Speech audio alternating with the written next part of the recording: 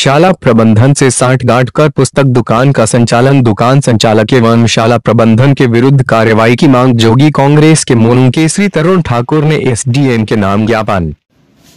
कौन सा है, कौन सिलेबस ना? हाँ ये अच्छा, ये नोटिस बोर्ड में लगा है। कुछ और बता रहे थे कि नोटिस बोर्ड में कहीं से पुस्तक ले सकते हैं, ऐसा कुछ।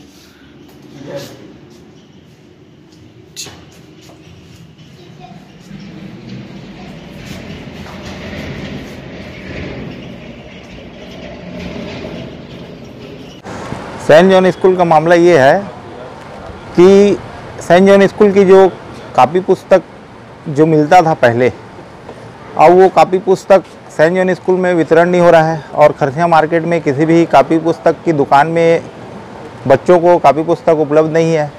एक व्यापारी है रायगढ़ से, विजय बुक डिपो करके, वो सेंट जॉन स्कूल के सामने अस्थायी दुकान लगाया है, जिसका किसी प्रकार से कोई एग्रीमेंट नहीं है। और वो दुकान कब तक खुली रहेगी इसका भी कोई टाइम टेबल नहीं है।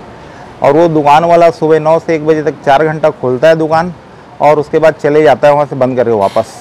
जिसमें खरसिया विधानसभा क्षेत्र के हज़ारों बच्चे पढ़ते हैं सेंट जॉन स्कूल में, और उनके अभिभावक आज सारे लोग परेशान हो रहे हैं इस। और हमने खरसिया एसडीएम को एक ज्ञापन भी दिया है कि अभिभावक जो परेशान हो रहे हैं और बच्चे जो परेशान हो रहे हैं उनकी व्यवस्था की जाए, और ताकि उनको सही शिक्षा का लाभ मिल सके। नहीं, मेरे पास तो किसी प्रकार की पालकों का किसी प्रकार की उसका शिकायत नहीं आई है। निर्देश तो पहले गया था कि कोई भी मैंने अपने परिसर पर, स्कूल परिसर पर कोई पुस्तक और कोई भी रेट में पालकों को बाध्य ना किया जाए, ये बात पहले उसकी निर्देशित किया गया था। किसी पुस्तक दुकान वाले से पालकों के विवाद के संबंध में आपको जानकारी हुआ था, तो आप जाकर वहाँ चर्चा कर क्या कहे थे पालकों को? वो हम लोग गए थे कि मैंने पुस्तक अल्प समय पे खोल रहा था दुकान करके, वो उसके परिसर में नहीं है, बाहर का है दुकान है। तो वहाँ पर मैंने पालकों का कुछ शिकायत थी, जिसके लिए मैंने हम वहाँ पर गए भी। जाने के बाद ये पाया कि पुस्तक में सेट के द्वारा बेचा जा रहा है, और उसके आधार पर मैंने हम लोगों का 1-2 पुस्तक नहीं दिया जाता है।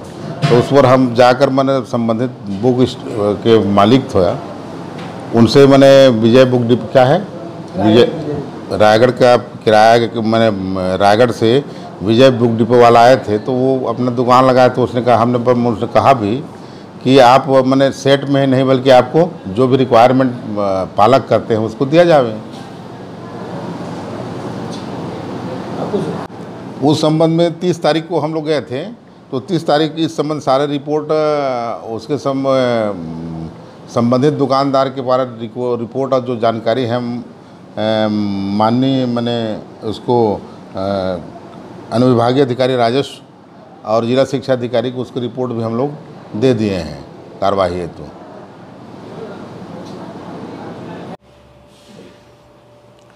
मैं सेंट जॉन्स स्कूल का प्राचार्य फादर सुरेश आप लोगों को बताना चाहता हूं कि कुछ राजनीतिक पार्टियों के द्वारा हमारे स्कूल पर, विशेषकर प्राचार्य और प्रबंधन पर दोषारोपण किया जा रहा है, इल्ज़ाम लगाया जा रहा है।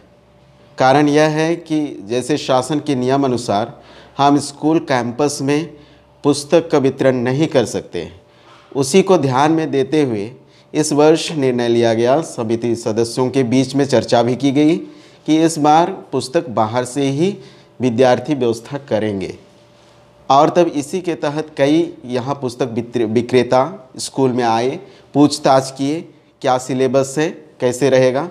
मैंने जो कोई भी आए उनको सिलेबस बता दिया। सिलेबस की लिस्ट भी वहाँ नोटिस बोर्ड में आज भी लगा है। और तब क्योंकि रायगढ़ वाले बड़े दुकानदार हैं और तब उनके पास कई सारे स्कूलों के लिए पुस्तक का वितरण किया जाता है, उनके द्वारा व्यवस्था की जाती है, इसलिए तुरंत उनके पास अवेलेबल हो पाया। और उन्होंने कहा, फादर हम लोग कर सकते हैं क्या, हम लोग के पास स्टॉक है?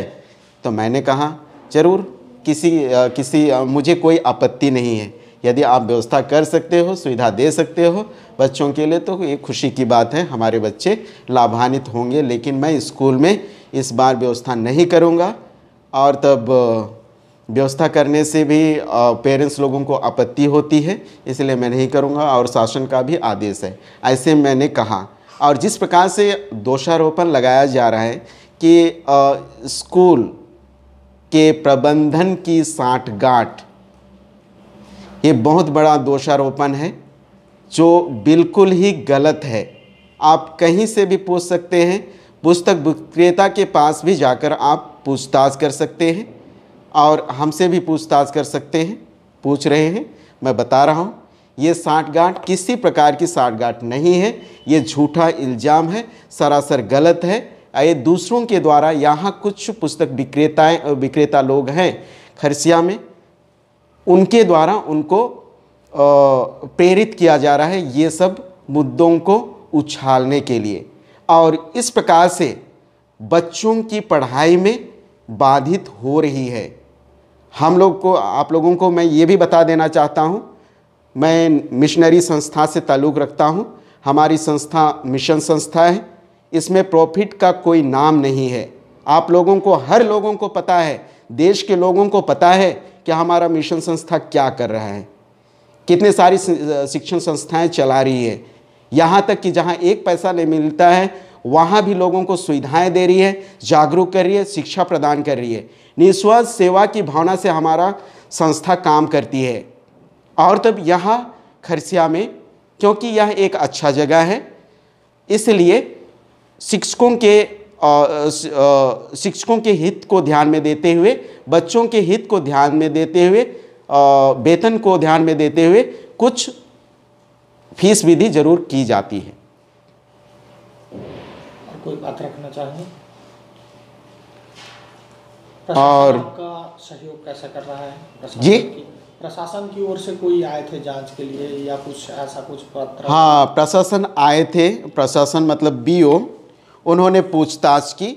मैंने उसे भी बतलाया कि मैंने किसी पुस्तक विक्रेता को अधिकृत नहीं किया है और स्कूल कैंपस में पुस्तक नहीं बेची जाती है। वो बाहर बेचे या ना बेचे, उसकी जिम्मेदारी